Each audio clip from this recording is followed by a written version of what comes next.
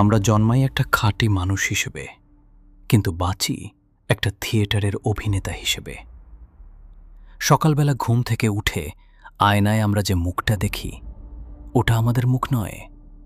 ওটা হলো এক ধরনের প্রোডাক্ট, যা আমরা প্রতিদিন সমাজে বিক্রি করতে বের হই। ভালো রেজাল্ট, সমাজ খুশি।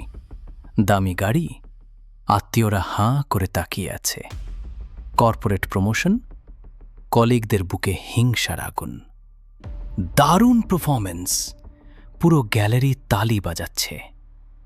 কিন্তু একটু দাঁড়িয়ে ঠান্ডা মাথায় ভাবুন তো, এই যে সমাজ নামক সস্তা বিচারালয়, এরা আসলে কার বিচার করছে?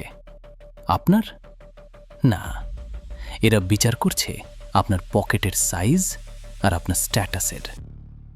আপনি যদি আজ রাতে হুট করে মরেও যান, এই সমাজ আপনার লাশের খাটিয়াটা কত দামি, কিংবা আপনার শেষকৃত্যের আয়োজনটা কেমন হলো, সেটা নিয়েও পেছনে বসে ফুসুর ফুসুর করবে।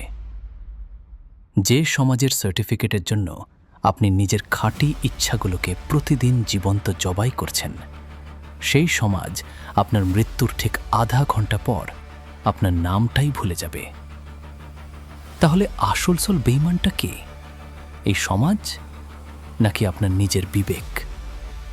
বেঈমান তো আপনি নিজেই। প্রতিবার যখন আপনি চারপাশের চারটা মেকি মানুষের মুখে একটু সস্তা প্রশংসা শোনার জন্য নিজের সত্যটাকে চেপে গেছেন, আপনি আসলে নিজের বিবেকের গলায় নিজের হাতে একটা করে ফাঁস পরিয়েছেন।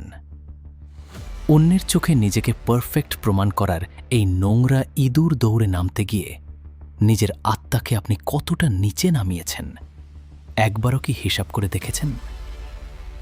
শো শেষে যখন পর্দা নেমে যায়, যখন মাঝরাতে লাইট বন্ধ করে আপনি একলা বিছানায় শুয়ে থাকেন, তখন ভেতরের ওই অভিনেতাটা চিৎকার করে কাঁদে।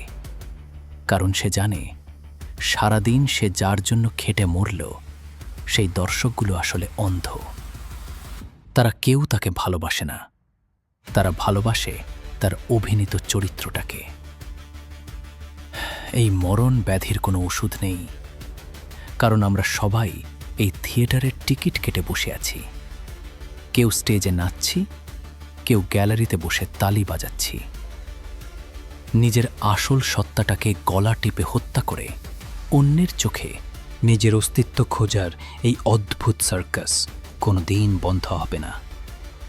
পর্দা হয়তো নেমে গেছে, থিয়েটারও ফাঁকা, কিন্তু এই সামাজিক মুখোশ পরা সার্কাসের আসল মাস্টার মাইন্ডকে চেনা এখনও বাকি।